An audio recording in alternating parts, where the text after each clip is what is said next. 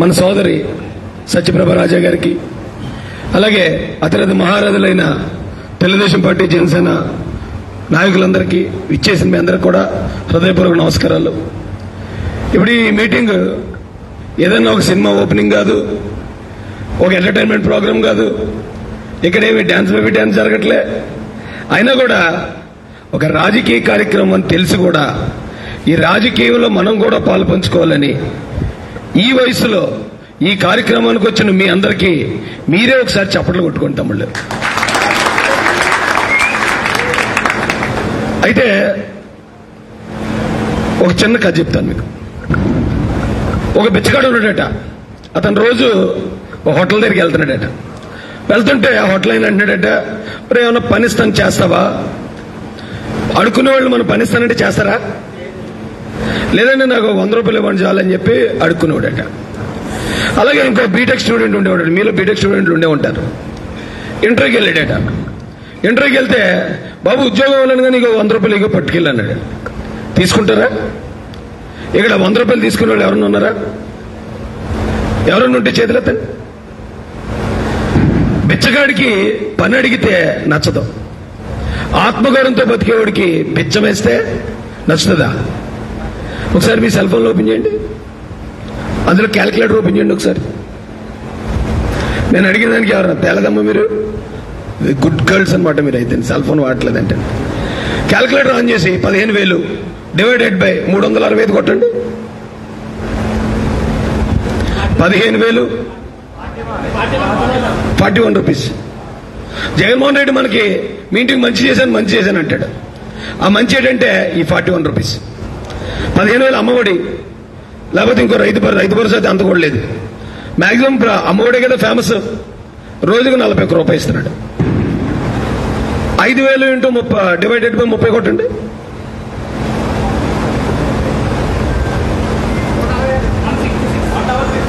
166.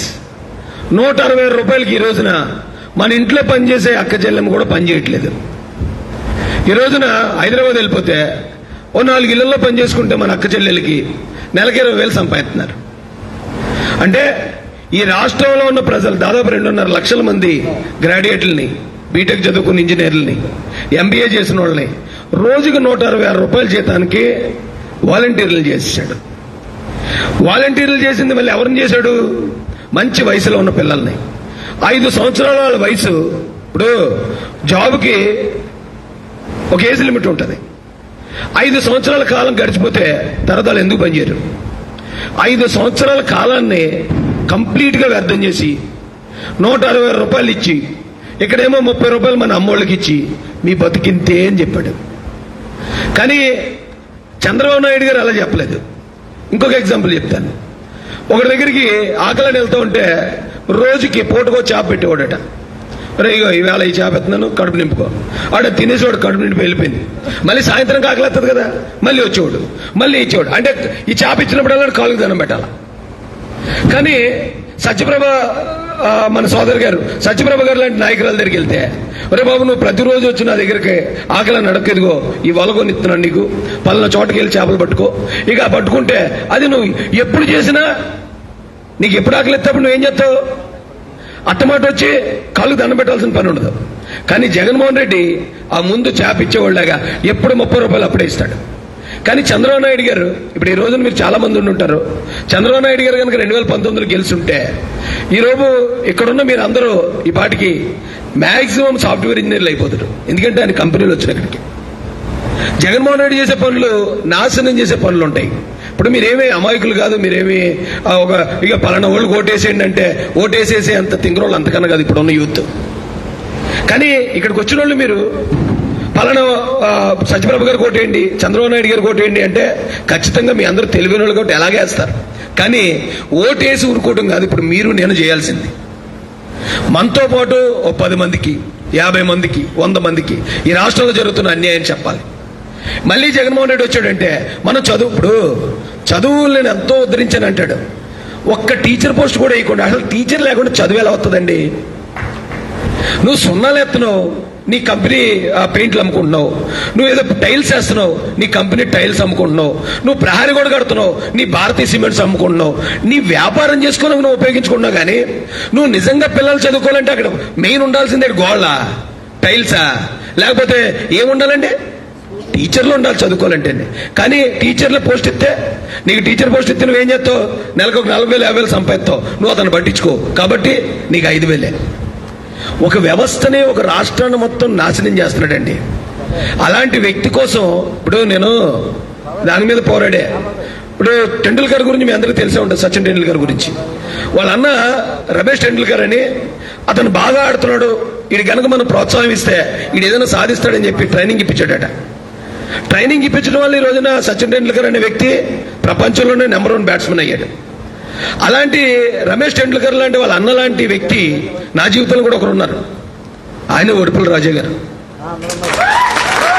ఈరోజు రాయిష్ మహజన్ అంటే మీరు చూపించే అభిమానం కానీ, లేకపోతే తెలుగుదేశం పార్టీలో నాకు వచ్చిన పదవులు కానీ, ఈరోజు ఏకంగా ఒక శాసనసభ్యుడిగా నాకు ఒక అభ్యర్థిత్వాన్ని ఇవ్వడానికి కానీ దాని అంతటికీ కారణం వడుపుల రాజా గారే.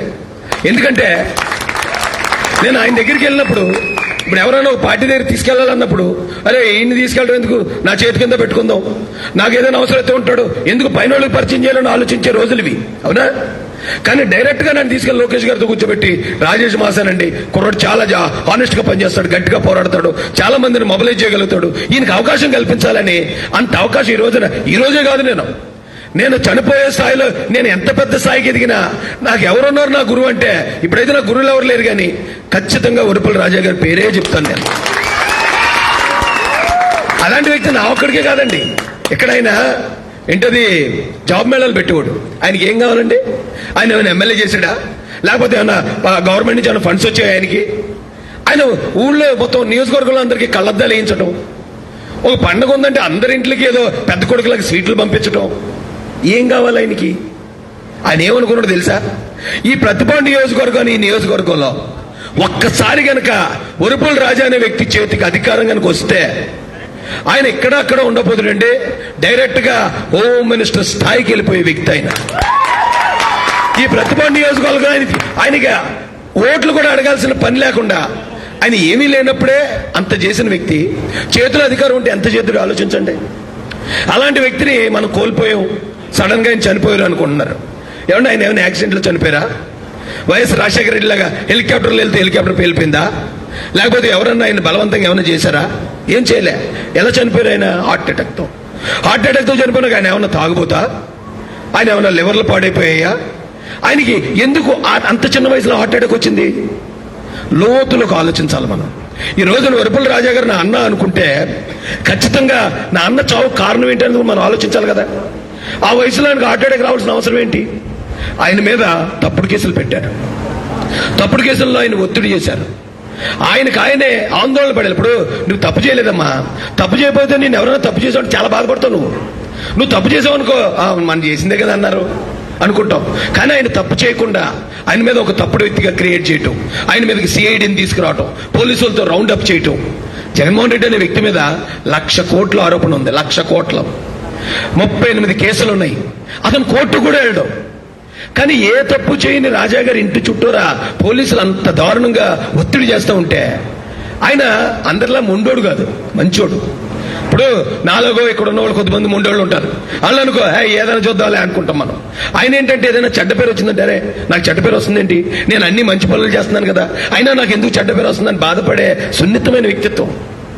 అలాంటి వ్యక్తి మీద అలాంటి దాడి జరిగితే ఆయన ఒత్తిడి తట్టుకోలేక ఆ మంచి గుండె ఆగిపోయింది. చాలా జాగ్రత్తగా కనిపెట్టండి.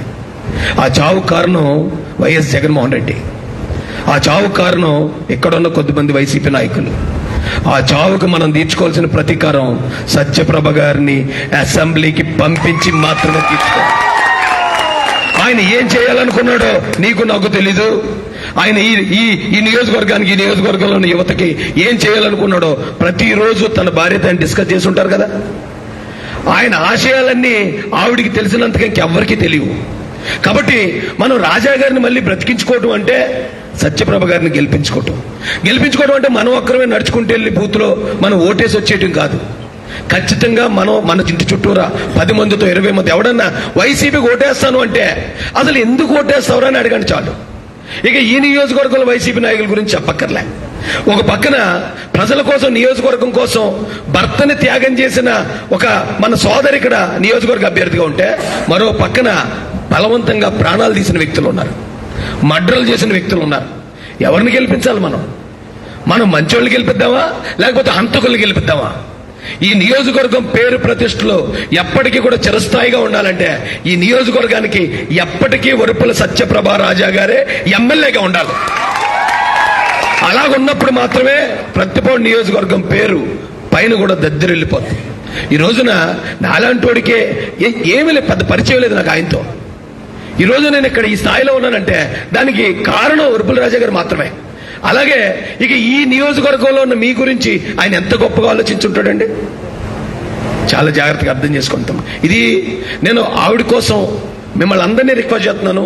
ఏం రిక్వెస్ట్ చేస్తున్నానంటే మీరు కూడా వెళ్ళి, ఇప్పుడు నేను మిమ్మల్ని ఎలా రిక్వెస్ట్ చేశానో మీరు కూడా గ్రామాల్లోకి వెళ్ళి అలా రిక్వెస్ట్ చేయండి. తెలుగుదేశం పార్టీ వస్తే, పైన చంద్రబాబు నాయుడు గారు వస్తే మీరు అందరి జీవితాలు మారిపోతాయి. ఇప్పుడు నెలకి 10 లక్షలు సంపాదించుకునే సాఫ్ట్వేర్ ఇంజనీర్లు ఉన్నారు. ఆ సాఫ్ట్వేర్ ఇంజనీర్ చంద్రబాబు నాయుడు గారి వాళ్ళు వచ్చినట్టు, అంతేగాని జగన్ రెడ్డి వల్ల ఒక్క ఇంజనీర్. ఏమంటే మిమ్మల్ని అడుగుతున్నాను, మీ ఏరియాలో ఎవరన్నా ఈ మధ్యలో పోలీస్ ఆఫీసర్ ఒక ఎస్ఐ అయినోడు ఎవడన్నా చేతులు ఎత్తండి. ఒక ఎస్ఐ కాదు, పోనీ వదిలేద్దాం, ఒక గ్రూప్ 4 కానీ, ఒక టీచర్ కానీ, ఒక గవర్నమెంట్ ఎంప్లాయ్, ఒక లేదంటే ఏదైనా ఫ్యాక్టరీలో ప్రైవేట్ ఎంప్లాయ్, ఓ సాఫ్ట్వేర్ ఇంజనీర్. వాలంటీర్లు అయ్యారు అంటే వాళ్ళంత ముందు గ్రామ సేవకులు అనేవాళ్ళు. ఎవరికి ఇచ్చేవారంటే ముసలోళ్ళకి ఇచ్చేవారు. ముసలోళ్ళు చేసేవారమ్మ, గుర్తుందా నీకు? ఆ గ్రామ సేవకులు అనేది ముసలోళ్ళు కర్ర పట్టుకుని డబ్బు కొట్టుకుంటూ ఆ ఏజ్లు ఇచ్చేవారు. అలాంటిది ఈ రోజున కణకణమనే యువతకి గ్రామ నౌకరులను చేసి మనందరినీ ఆత్మగౌరవాల మీద దెబ్బ కొడుతూ మనందరినీ కూడా అవమానిస్తున్నాడు జగన్ రెడ్డి. అలాంటి వాడిని మనం నిజంగా 2024లో సైకిల్ గ్లాసు గుర్తు మీద గుద్ది ఆయన్ని పంపించాలి. చూడండి, ఇంతమంది జీవితాన్ని అది ఓన్లీ యువతనే కాదు, యువతను నాశనం చేయడం రాష్ట్రాన్ని నాశనం చేశాడు. కేవలం అతను ఒక్కన స్వలాభం కోసం, అతని కేసుల కోసం, అతను జైలు పోకుండా ఉండటం కోసం మన వాళ్ళకి డబ్బులు అలవాటు చేసి, నేను డబ్బులు ఇస్తున్నాను. ఎంతమంది ఎవరిచ్చారు మీకు డబ్బులు? మన వీధిలో ఒక సిమెంట్ రోడ్డుకి వేయాల్సిన డబ్బులు ఒక 50 లక్షలు అయితే ఆ 50 లక్షలు అడ్డే పిట్టేపు ఉన్న ఇళ్ళోళ్ళకి ఒక్కొక్కరికి 30 రూపాయలు పంచిస్తే అయిపోతాయి రోడ్డు వేయకుండా. అదే మనం కోరుకునేది? ఒక్కసారి ఆలోచించాలి. నేను ఎందాక చెప్పాను ఎగ్జాంపుల్. మనం బిచ్చగాడు మెంటాలిటీ ఉంటే మనకు జగన్ నచ్చుతాడు. మనకు ఆత్మగౌరవంతో బతికే ఆంధ్రుడు మెంటాలిటీ కనుక మనకుంటే 200% ఇక్కడ చంద్రబాబు నాయుడు గారు, పవన్ కళ్యాణ్ గారు మాత్రమే నెగ్గుతారు. అది ఆంధ్రులకు నిజంగానే ఆత్మగౌరవం ఎక్కువ, పౌరుషం ఎక్కువ. 200% రేపు జరగబోయేది అదే. 175కి 160 పైన గెలిచేస్తున్నాం మనం. 160 పైన. సైకోలు ఎవరైతే ఉన్నారో తొప్పలు పట్టించేపోతున్నాం 2024 తర్వాత. ఇప్పుడు దాకా ఒత్తిడి చేసి ఎవరినైతే అమాయకుల్ని అన్యాయంగా అరెస్టులు చేయించటం, వాళ్ళ మీద దొంగ కేసులు పెట్టడం, వాళ్ళ మీద దాడులు చేయించటం, ఇలా చేసిన ప్రతి ఒక్కడు 100కి 100% అప్పచెప్తారు. అవన్నీ పేర్లు కూడా లోకేష్ గారి రెడ్ బుక్ లో ఆల్రెడీ రికార్డ్ అయిపోయి ఉన్నాయి. ప్రతి నియోజకవర్గానికి రెడ్ బుక్ ఉంది, ప్రతి నియోజకవర్గంలో జరుగుతుంది. అయితే మనం చేయాల్సిందల్లా పని చేయాలి. మోసపోతున్నారు కదా ఒక పక్కన, ఆ మోసపోయే వాళ్ళకి మనం వెళ్ళి చెప్పాలి. నేను చెప్తున్నాను, ఇప్పటికీ కాదు ఎప్పటికీ చెప్తాను, రాజా గారి ఆశయాలు ముందుకు వెళ్ళాలంటే, మన నియోజకవర్గం బాగుపడాలంటే వరుపుల సత్యప్రభ రాజా గారిని ఏం చేయాలండి మనం? సత్యప్రభ రాజా గారి నాయకత్వం, రాజా గారి నాయకత్వం, వరుపుల రాజా గారి నాయకత్వం, ఆయన నాయకత్వం ఎప్పుడు వర్ధిల్లుతూనే ఉంటది మన సోదరు రూపంలో. అది చాలా జాగ్రత్తగా గమనించండి. మీరు నాకు పర్మిషన్ ఇస్తే ఈవేళ నేను ఆల్రెడీ ఆ నియోజకవర్గానికి వెళ్ళాను, ఇప్పుడే వచ్చాను. అసలు దొంగలేద్దాం అనుకున్నాను ఈ మీటింగ్కి, కానీ అమ్మ కూడా ఉన్నారని చూశాను, ఫోటో చూశాను. వాళ్ళు వెళ్ళలేదు, అయితే వెళ్దాం అని చెప్పేసి వెంటనే లెగిసి వస్తాను. ఇందుకే మీ వదింది 4 సంవత్సరాలకు ఒకసారి పుట్టినరోజు అవుతుంది ఈ రోజే, పెద్ద గొడవ అయిపోద్ది. ఈవేళ వెళ్దాం అనుకున్నాను కానీ ఎలాగొచ్చాను. కాబట్టి మీరు పర్మిషన్ ఇస్తే నేను బయలుదేరి వెళ్తాను. ఈ నియోజకవర్గంలో వర్క్ చేసే ప్రతి ఒక్కరు, మీతో పాటు నేను కూడా ఉంటాను. ఇక్కడ మన మహాసన్ కుర్రలు కూడా ఉన్నారు, అందరూ కలిసి పనిచేద్దాం. భారీ మెజార్టీతో నెగ్గటం గ్యారంటీ. ఇక్కడ గెలుపుకి ఎవరికి అనుమానం పెట్టుకోకండి. ఎవడన్నా ఒకటే అనుమానం ఉంటారే, నువ్వు రావాల్సింది ఎమ్మెల్యే అభ్యర్థి దగ్గరికి కాదు, ఎమ్మెల్యే గారి దగ్గరికి రాని తీసుకురండి. ఆవిడే ఎమ్మెల్యే. రేపు పత్తిపాడు నియోజకవర్గానికి ఆవిడ ఎమ్మెల్యే కాబోతున్నారు.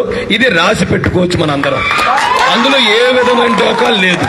ఎందుకంటే గతంలో ఇంత ప్రెజర్ ఉన్న టైంలోనే, అంత గాలి ఉన్న టైంలోనే రాజా గారు ఓడిపోయింది ఎంతండి? కేవలం 6,000. అందులో జనసేన ఓట్లు ఏంటండి?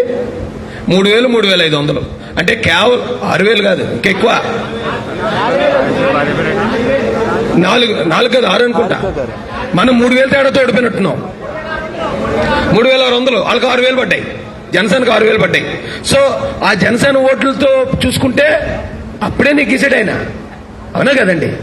ఇప్పుడు జనసేన ఓట్లు కలిసి గతంలో ఈ సైకో గడికి పనిచేసిన మాలాంటి వాళ్ళు అందరూ ఇటువైపు ఉన్నావా లేదండి? కాబట్టి 200 అంటే ఆవిడ అలా కూర్చుంటే గెలిచేస్తుంది. గెలిచేసి ఆవిడ దగ్గర ఉండటం, మనం నిలబెట్టుకోవటం. ఈ రోజున రేపు మీకు ఉద్యోగాలు కావాలన్నా, ఏదన్నా సమస్య వచ్చినా, ఆవిడ ఇంతకుముందు రాజా గారిని చూసింది, ఎలాగ ఆయన అడ్డుపడిపోయాడో అలా అడ్డుపడిపోద్ది. కాబట్టి మనందరం ఈ విషయంలో, ఈ మంచి పనిలో మన సొంత ఇంట్లో మన అక్క చెల్లి అనుకుని ఈ కార్యక్రమాన్ని ముందుకు తీసుకెళ్లాల్సిందిగా మీ అందరికీ రిక్వెస్ట్ చేస్తూ, చంద్రబాబు నాయుడు గారి నాయకత్వం, లోకేష్ అన్న నాయకత్వం, పవన్ కళ్యాణ్ గారి నాయకత్వం, జై తెలుగుదేశం, జై జనసేన. ఒకవేళ అలా చెప్పించానని అమ్మ నాయకత్వం వర్దిలితే నా నాయకత్వం వర్దిలుతూనే ఉంటది. Thank you so much. మీరు పర్మిషన్ ఇవ్వండి అమ్మా, నేను కొంచెం బయలుదేరుతాను, మళ్ళీ ఒకసారి వచ్చినప్పుడు కలుపుతాను.